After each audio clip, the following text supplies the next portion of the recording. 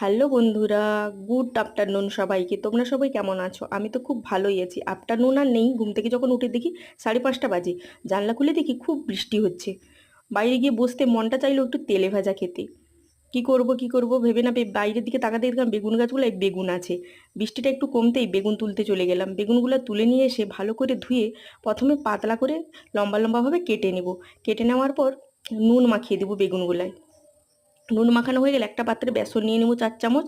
বেসনের সঙ্গে এক এক করে সব কিছু মেশাবো। নুন, কালো জিরে, হলুদ, লঙ্কা গুঁড়া, খাবার সোডা দিতে ভুলে গেছিলাম, পরে তাই একটু খাবার সোডাও দিয়ে ভালো করে মাখিয়ে নেবো যাতে বেগুনিটা মুচমুচে হয়। সব কিছু দেওয়ার পর কড়াইতে তেল দিতাম। তেলটা গরম হয়ে গেলে বেগুনগুলোকে বেসনে ডুবিয়ে কড়াইতে ছেড়ে দিলাম। বেগুনিগুলো লাল লাল করে ভাজা হলে ভালো করে তুলে নিলাম। প্লেটে করে সস দিয়ে সাজিয়ে নিয়ে চলে গেলাম সবার সঙ্গে খেতে। সবাই খেয়ে বললো তো খুব ভালোই হয়েছে, তোমরাও ট্রাই করতে পারো। বৃষ্টিতে একটু বেগুনি